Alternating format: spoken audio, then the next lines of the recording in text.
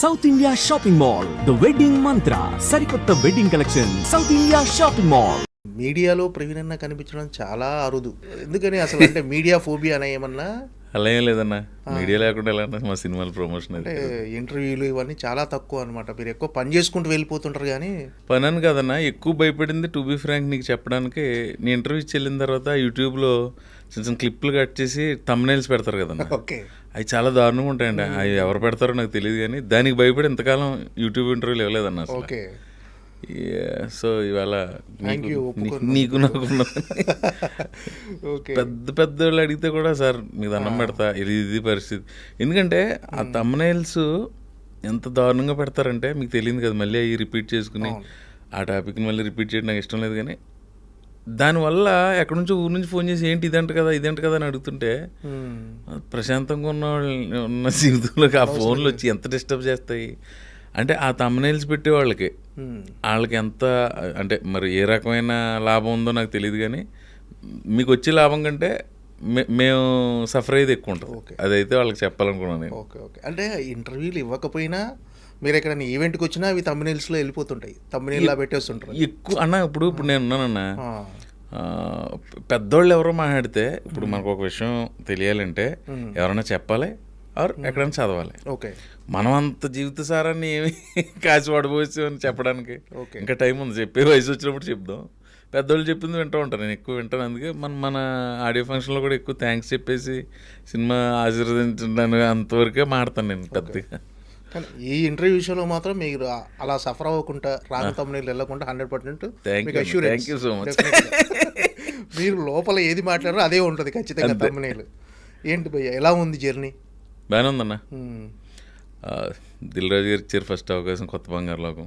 అప్పటి నుంచి అలా డైరీ అసలు ఖాళీ లేనట్టుంది కదా అసలు? అలా ఏముండదన్న, ఖాళీ వస్తూ ఉంటుంది. ఒకసారి క్యాన్సిలేషన్లు ఉంటాయి, వర్షాలు ఉంటాయి. ఏదైనా క్యాన్సిలేషన్ అయితేనే ఆ రోజు కొంచెం ఫ్రీ ఉంటుంది. అలానేం కదా మరి 3-5 days అంత పని ఉంటుంది. సండే అలాగే షూటింగ్ ఉండదు ఎప్పుడో. కానీ మధ్య మధ్యలో 1-2 రోజులు గ్యాప్లు వస్తూ ఉంటాయి ఎవరికైనా. అంటే ఒక 17 years అయిందా మీరు జర్నీ స్టార్ట్ చేసి? 2008 October 9th. So 17 years. 17th.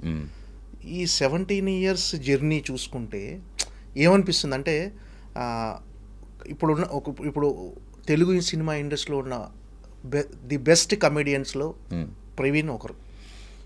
ఈ జర్నీ చూసుకుంటే ఎలా అనిపిస్తుంది 17 years ఒక్కసారి వెనక్కి తిరిగి చూసుకుంటే? అంటే నాకే కదన్నా, ఏ ఆర్టిస్ట్కైనా టెక్నీషియన్కైనా ఒక సంవత్సరం క్రితం చేసిన అవుట్పుట్ పెర్ఫార్మెన్స్ ఇంకోటి చూసుకుంటే ఇక్కడ ఇంకా బాగా చేయాల్సిందే అనిపిస్తుంది. 17 years కాదు 34 years తర్వాత నువ్వు ఈ క్వశ్చన్ నన్ను అడిగినా ఇంకా నాకు ఏదో చేయాలనే తపనే ఉంటుంది. అది లేకపోతే నేను జర్నీ చేయలేను. బట్ కొంత సాటిస్ఫాక్షన్, ఇక్కడికి వచ్చి 200 సినిమాలు చేసి మనం తెలుగు సినిమా ఇండస్ట్రీలోకి వచ్చి అంటే అది ఖచ్చితంగా భగవంతుడి ఆశీర్వాదం. ఆ సాటిస్ఫాక్షన్ అయితే ఉంది. ఇంకా ఏదో చేయాలని ఇది ఉంటుంది కదా, అది లేకపోతే జర్నీ కంటిన్యూ. తెలుగు సినీ పరిశ్రమలో మీకంటూ ఒక మార్క్ అయితే ఉంది డెఫినెట్గా కమెడియన్గా. సో ఒక్కసారి రివైండ్లోకి వెళ్తే అసలు మీ జర్నీ అసలు ఎక్కడ, మీ నేపథ్యం ఏంటి అన్న? అసలు నేపథ్యం మా ఊరు అంతర్వేదన్న, అది అందరికీ తెలిసిందే, చాలా ఇంటర్వ్యూలో చెప్పాను. ఫ్యామిలీ అంతా రైతు కుటుంబమే. అక్కడ నుంచి వచ్చి ఇంక ట్రయల్స్ మొదలుపెట్టి కొంతకాలం అయిన తర్వాత మళ్ళీ వెళ్ళిపోయి అదేదో ఒక షూటింగ్ దగ్గర సునీల్ గారు కనపడితే ఆయనకి నాకు ఎందుకో ర్యాపో కుదిరి తర్వాత అలాగా ఒక పరుగు సినిమాలోకి రావాలని ఎందుకు అనిపించింది అసలు? అది కాలేజీ రోజుల్లో పడిందన్న. మనకు కుటుంబ నేపథ్యంలో లేదు, ఎవరు లేరు. కాలేజీ చదువుకున్నప్పుడు కొంచెం స్టేజ్ మీద అవి పెర్ఫార్మెన్స్లు చేసినప్పుడు మల్కీపురం డిగ్రీ కాలేజీలో అక్కడ చదివినప్పుడు పడింది. యాక్టర్ అక్కడ బీజం పడింది. అక్కడ పడింది. ఓకే, అంటే ఒక పలానా చిరంజీవి గారును గ్యారంటీ చిరంజీవి గారు ఎవరిని చూసి ఇన్స్పైర్ అయ్యి, చిరంజీవి గారు, బాలకృష్ణ, ఒక ఆర్టిస్ట్ అంటూ ఒక హీరో ఉంటాడు మనకు. ఆ హీరోని చూసి ఇన్స్పైర్ అయ్యి సినిమాలోకి వచ్చినాం అని చాలామంది చెప్తుంటారు. అంటే మీరు ఇన్స్పైర్ అయిన హీరో ఎవరు అసలు? నా ఫేవరెట్ హీరో చిరంజీవి గారు అన్న. ఇన్స్పిరేషన్కి చాలామంది ఉన్నారు, రకరకాలుగా ఉంటుంది. సినిమా యాక్టర్ వాళ్ళని సినిమానే ఇన్స్పైర్ చేసింది. సినిమా యాక్టర్ కావాలనుకో మాత్రం చిరంజీవి గారిని చూసి అనుకున్నారా? చిరంజీవి గారి ఫ్యాన్ అన్న. చిరంజీవి గారిని చూసి ఇన్స్పైర్ అవుతుంది. నేను హీరోని కాదు కదా, నేను కమెడియన్. ఆర్టిస్ట్గా అందరు ఇన్ఫ్లుయెన్స్ ఉంటుంది. ఎక్కువ 80s పుట్టిన వాళ్ళకి 4 హీరోలు అన్న. అప్పటికి రామారావు గారు, కృష్ణ గారు, సోన్ బాబు కృష్ణ గారు, ఇది తగ్గిన తర్వాత చిరంజీవి గారు, బాలయ్య గారు, నాగ్ సార్, వెంకీ సార్, వీళ్ళ ప్రభావం ఎక్కువ ఉంటుంది 80s పుట్టిన వాళ్ళు, 80s తర్వాత పుట్టిన జనరేషన్కి. సో అన్నీ కలిపి మనం కూడా యాక్టర్ అయితే దానికంటే ఎక్కడో చదివాను, కళాకారుడు అనేవాడికి మరణం ఉండదురా, ప్రజల హృదయాల్లో ఉంటారు వాళ్ళు. సపోజ్ పెద్ద ఆయన ఎన్టీ రామారావు వెళ్ళిపోయారు, ఆ తర్వాత ఎవరో రామారావు 96లో వెళ్ళిపోయారు, శివైక్యం అయ్యారు. తర్వాత 1-2 సంవత్సరాలకి ఎవరో ఒక ఫ్రెండ్ నాతో అన్నది గుర్తు, రామారావుని మనం ఇంకా టీవీలో చూస్తాం, ఆయన వెళ్ళిన ఫీలింగ్ మనకు ఉంటుందా, మన మధ్యన భౌతికంగా లేకపోయినా ఆయన వెళ్ళిన ఫీలింగ్ మనకు లేదు కదా, అలా కళాకారుడు కదా చూడటం. అప్పుడు అనిపించింది ఓహో ఇలా ఉంటుందా అని. ప్లస్ అంతకుముందే ఆ స్టేజ్ మీద చేసినప్పుడు కొంచెం ఆ తొత్తర ఉండేది, అది కొంచెం భగవంతుడు దిల్ రాజు రూపంలో ఇచ్చాడు అవకాశం. అంటే సినిమాలోకి రావాలి, సినిమాల్లోకి వెళ్ళాలి అని అనుకున్న తర్వాత ఖచ్చితంగా చదువు మీద ధ్యాస ఉండదు ఎవరికి. అంతకు ముందు కూడా లేదన్న పెద్దగా. అవునా? యావరేజ్ స్టూడెంటా పూర్ స్టూడెంటా మీరు అసలు? యావరేజే, అంటే బంకులు కొట్టి సినిమాలకి ఇండిగా కదా. లక్ష్మీ దుర్గా, శ్రావణ శుక్రవారం ఇలాంటి భక్తి సినిమాలు కూడా 30 సార్లు చూసేవాళ్ళు. ఓకే, అంటే ప్రతి శుక్రవారం సినిమాకి వెళ్ళాల్సి. శుక్రవారం కాదన్న, ఇప్పుడు థియేటర్స్ పెరిగిపోయినాయి. ఇప్పుడు ఈస్ట్ గోదావరి అంటే రిలీజ్ సెంటర్లో కాకినాడ, రాజమండ్రి, అమలాపురం వరకు ఉండేది. తర్వాత ఏదో తాటిపాకని కొంచెం ఎక్కడో రావులపాలెం లాంటిది ఎక్కడో వేసేవారు. ఇప్పుడు ప్రతిదీ రిలీజ్ సెంటరే, నెంబర్ ఆఫ్ రిలీజెస్ ఎక్కువైపోయినాయి. ఇదివరకు 100 రోజుల పోస్టర్ చూసేవాళ్ళం అన్న మనం, ఇప్పుడు 100 రోజుల పోస్టర్ ఎక్కడ చూస్తాం?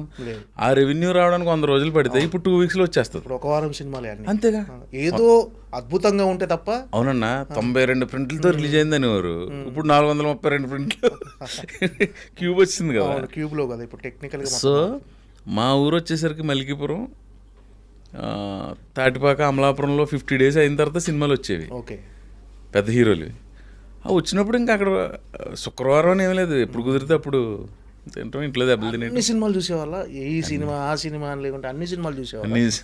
ఓకే, అంటే హైదరాబాదు ఇంకా లక్ష్మీ దుర్గా, శ్రావణ శుక్రవారం చెప్పిన తర్వాత ఇక ఏ సినిమా వదిలిపెట్టేట్టు ఏనుగా యాక్ట్ చేసిందని లక్ష్మీ దుర్గా వెళ్ళడం. ఓకే, ఆ టైంలో ఎక్కువ సార్లు చూసిన రాజశేఖర్ మగాడు, చిరంజీవి గారిది కొదమసింహం, ఎక్కువసార్లు బంగారు బుల్లుడు, బాలయ్యది, ఎక్కువసార్లు కొంచెం లీలగా కొన్ని సినిమాలు గుర్తున్నాయి. సినిమాకు డబ్బులు మరి అమ్మా నాన్న ఇచ్చేవాళ్ళ? ఇంకా రకరకాలుగా ఉండేదన్న, అది చుట్టాలు వచ్చినప్పుడు జేబులో పెట్టిన 10 రూపాయలు దాచుకుని. ఓకే, అప్పుడు రిజర్వ్ టికెట్ 4 రూపీస్ ఉండేది. మెల్కీపురంలో 5 థియేటర్లు ఉండేవి, ఒకటి వెంకటనారాయణ, ఒకటి పద్మజ పిక్చర్ ప్యాలెస్, ఒకటి సత్యజ్యోతి, ఒకటి శంకర్ థియేటర్, ఇంకొకటి మహాలక్ష్మి అని. ఓకే, రూపాయి నేల టికెట్. ఇప్పుడు 4 రూపాయలు పెట్టుకుని వెళ్ళే బదులు కిందకి వెళ్తే 4 సినిమాలు చూడొచ్చు కదా అని చెప్పి అది దాచుకుని